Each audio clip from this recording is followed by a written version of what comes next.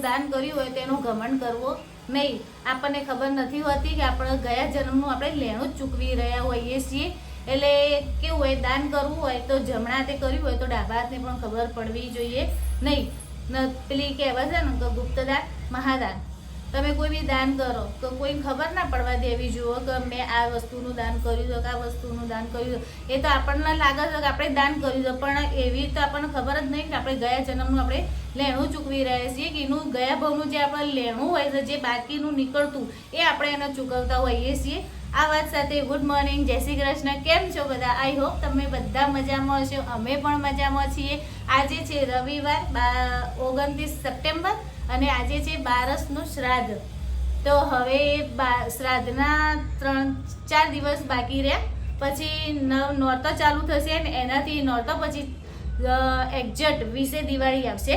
20 દિવસે દિવાળી આવશે. પહેલાં 16 શ્રાદ્ધ હોય, પૂનમથી ચાલુ થાય શ્રાદ્ધ, તો અમાસ સુધીનું શ્રાદ્ધ હોય, અને પછી જેવું શ્રાદ્ધ પૂરું થાય અમાસનું એના બીજા દિવસથી એકમથી એટલે કે 3જી તારીખનો ગુરુવારથી નવરાત્રિ ચાલુ થશે માતાજીની. અને નવરાત્રિ પૂરી થશે 9 દિવસની, એટલે એક્ઝેક્ટ 20 દિવસ થશે એટલે દિવાળી આવશે આપણી. તો હજુ આપણે ઘણું બધું કામ બાકી છે, તો બધું સાફ સફાઈનું કામ બાકી છે. અને આજે આવવાના છે મહેમાન. ફોન આવી ગયો છે મહેમાનમાં, તો મારી બેનમાં જીયાજી જ છે જે વચ્ચે આવી ગયા હતા. એ આજે એમને અહીંયા દવા ચાલે છે ને, જો પેલું અમૃતોત્સવ શું કહેવાય, અમૃત પુષ્પમાંથી એમને દવા ચાલુ છે ને, એ લેવા આવવાના છે. એટલે આજે બપોર પછી એ આવશે.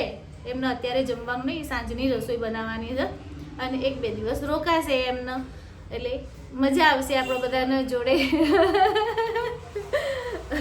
કોઈ આવત આપણને સારું જ લાગે છે, કોઈ બી આવે ના તો મારી બેન છે એટલે મને ઓબ્વિયસલી સારું જ લાગવાનું છે. એટલે આપણે ફટાફટ પહેલાં બધું કામ પતાવી દઈએ. ઘણું બધું કામ અસ્તવ્યસ્ત બધું ઘરમાં પડ્યું છે. હજુ તો ચા નાસ્તો કર્યો છે. મેં નેન્સી બે માથામાં હજુ તેલ નાખીને ચોટલા વાળીને જો મસ્ત તૈયાર થઈ ગયો છીએ. હવે બધું કામ ફટાફટ બનાવી દઈશું. આજે બનાવવાનું છે ચોળા ભાત, કઢીને રોટલી. એ મેનુ ફિક્સ છે આજે આપણે. તો એ બનાવી દઈએ, પહેલાં મૂકી દઈએ, પછી આપણે બધી શરૂઆત કરીએ કામની. કપડો જશે મશીનમાં, વાસણ ઘસી વર્ષાબેન, કચરા પોતો કરશે નેન્સી બેન. તો બોલો શું કહેવું તમારું? જો પાછળ તો છે ને આખો બેડ ભરેલો જ છે, તો આપણે પહેલાં એ કરી દેવાનું છે. પછી ત્યાં આગળ ઉપરથી પેલું આપણે સાફ કરવાના હતા ને, તો બોટલને કાઢીને મૂક્યું છે ગેસનું ને, તો એ કરવાનું છે. હા, અહીંયા ગેસની બોટલ ને છે ને, પહેલાં મેં તો મહાવીરમાં રહેતા હતા ને તો ગેસની બોટલો હતી, ત્યાં લાઈન નથી, એટલે આપણે 2 બોટલો હતી, તે 2 બોટલો વારા પરથી વાપરતો હતો.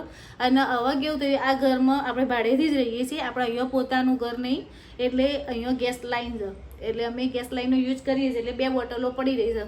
તો એક બોટલ મારી ભત્રીજીની છે, તે એના ઘેર રવાના કરવાની છે, ને એક બોટલ જે ઉતારીને આપણે મૂકી છે ને, એના પછી પાછું સાફ કરીને પછી ઠેકાણે કરી દઈશું એને. અને અંદર મમ્મીએ જે પૂજા પાનું હોય ને, એ આવી જ રીતે આખો બેડ ફેલાઈને મૂક્યો છે. તો આપણે પહેલાં એ કરી લઈએ, કચરા પોતું કરી લઈએ, પછી આગળ તમારી જોડે કન્ટિન્યુ કરીએ. અને હા, બધાને ગુડ મોર્નિંગ, જય શ્રી કૃષ્ણ, રાધે રાધે. તો મેં લીંબુનું શરબત બનાવ્યું, અને જે ડીમાર્ટમાં ચિયા સીડ્સ મળે છે ને, એને મેં થોડી વાર પલાળી રાખ્યા હતા, તે આવા થઈ ગયા. અને મેં લીંબુ શરબતમાં આવા નાખી દીધું છે. અમે આ ફર્સ્ટ ટાઈમ જ બનાવ્યું છે. લારી પર પીએ છીએ લીંબુ સિકંજી, જે બનાવીને આપણને આપે છે એ પીએ છીએ. પણ મેં કીધું આજે કીધું પહેલી વખત અમે ઘેર ટ્રાય કરીએ. અમે કોઈ દિવસ આવો ટ્રાય કર્યો નહીં. ઘેર નહીં બનાવ્યું, બહાર પીધું તો ખરું. લીંબુ સિકંજી જે રોડ ઉપર મળતું હોય ને, લારીઓ લઈ લઈને લીંબુ, અરે દિલ્હીનું ફેમસ લીંબુ સિકંજી એ જે પીધું છે. પણ ઘેર તો આ વખતે મેં ડીમાર્ટમાં ગયા હતા ને, તો પછી અમે આ તકમરિયાનું પેકેટ લેતા આવ્યા હતા ને, તે મેં કીધું ચલો હેડો, મેં કીધું એવું ટ્રાય કરીને જોઈ તો જોઈએ કેવું લાગે છે આપણને. કંઈ એવું નહીં કે અમારે શરીર ઉતારવા માટે, અમારે શરીર તો ઉતારવાનું જ નહીં. અમને ભાવ જ છે એટલે અમને ભાવ્યું હતું, એટલે પછી મેં કીધું ચલો, મેં કીધું આપણે લઈ જઈએ. અને એક વખત મેં કીધું ટ્રાય તો કરવો જોઈએ ને, કોઈ બી વસ્તુ હોય એમને ભાવે છે તો ભાવતું હતું. હવે ઘેર કેવું લાગે છે ને ખબર નહીં, હવે ચાખીએ પછી ખબર પડે કે કેવું લાગે છે. એટલે હું પહેલાં ટ્રાય કરી જોઉં. બધા તો ટ્રાય કરતા હોય છે, ખબર નહીં અમે ક્યારે ટ્રાય કર્યું છે, તો બધા તો કરતા જ હોય. ઓમ નમઃ શિવાય.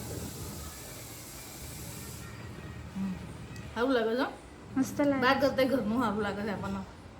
કારણ કે બહારનું તો એમ થાય કે તકમરીઓ કેટલા દિવસનો પલાળેલો રાખ્યો હોય. આપણે પીએ જ છીએ, કોઈ એવું નહીં પીતા. પપ્પા બપોરે લઈને જાય એટલે આપણે પીએ જ છીએ ઉનાળામાં તો. પણ અમે ઠંડુ પાણી નહીં કર્યું, એમાં ઠંડા પાણીમાં અમે લીંબુનું શરબત નહીં કર્યું, જે આપણા માટલાનું સાદું પાણી આવે ને હા, એ જ અમે કર્યું. ઠંડુ પાણી ફ્રીજમાં મૂકતાય નહીં, અમે કોઈ ઠંડુ પાણી પીતુંય નહીં. હા, અમે માટલાનું સાદું પાણી જ પીએ છીએ. અને મમ્મીએ રસોડાનું જો બધું કાઢીને મૂક્યું છે. હા, ખાના બધા સાફ કરવાના હતા ને, રસોડાના આ બાજુ સાઈડનું જે ખાનું ને સાફ કરવાનું રહી ગયું છે, તો મેં કીધું એ સાફ કરીને પછી ડબ્બા લૂસીને બધા ગોઠવી દઈએ. એટલે પહેલા એનર્જી ડ્રિંક લઈ લઈએ, પછી આગળ કામ થશે. રસોઈ અડધી થઈ ગઈ છે, ખાલી એટલી રોટલી બાકી છે. એટલે નેસોન પપ્પા આવશે ને એટલે ગરમ ગરમ રોટલી કરીશું. બધા વારાફરતી જમવા માટે બેસી જઈશું. તો ચલો લીંબુ સિકંજી પીવા માટે, દિલ્હીનું નહીં ભાઈ, અમારા ઘરનું ફેમસ સાદો.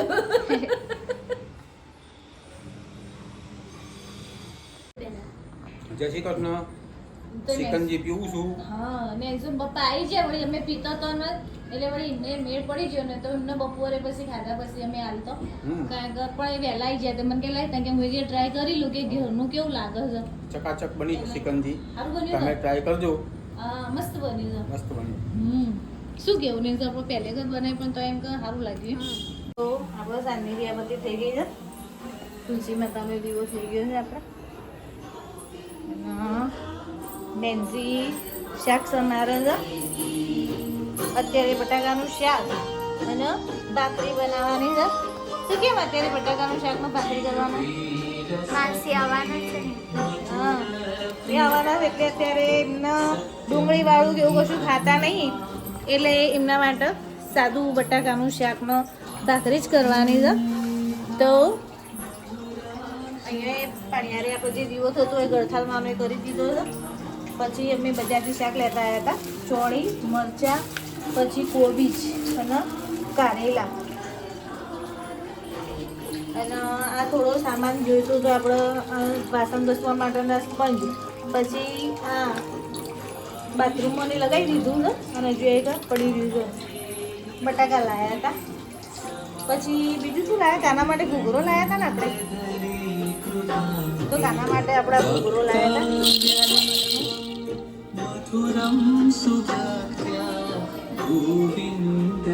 બસ આટલી ખરીદી કરીને અમે બજારથી આવ્યા હતા અને અત્યારે હવે રસોઈ બનાવવાની છે. હજુ બેનને આવ્યા નહીં, હજુ એ લોકો આવ્યા નહીં, હજુ રસ્તામાં છે.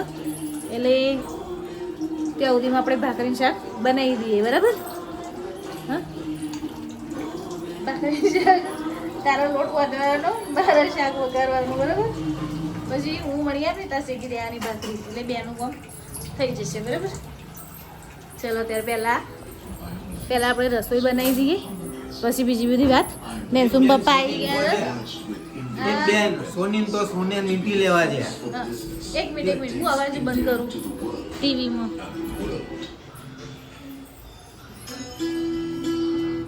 બોલો હવે. એક બેન સોની તો સોનાની વીંટી લેવા છે. હા, તે સોનાની વીંટી પસંદ કરી, એટલે કે સોનાનો આ વીંટીનો શું ભાવ? એટલે આપણે સોની કે 50,000 રૂપિયા. અરે કે એટલે બેન કે આ થોડી મોટી બીજી વીંટી હતી, એટલે કે બેન આનો ભાવ શું ભાવ? એટલે કે બીજી વાર તો થઈ ગયા છે 10:30 અને અમે લોકો હવે કરીએ છીએ ઊંઘવાની તૈયારી. પણ હા, જો તમને અમારો વિડીયો ગમ્યો હોય તો લાઈક, કમેન્ટ, શેર અને સબસ્ક્રાઈબ કરવાનું ના ભૂલતા. મળીએ કાલે નવા વિડીયો સાથે. ત્યાં સુધી જય શ્રી કૃષ્ણ.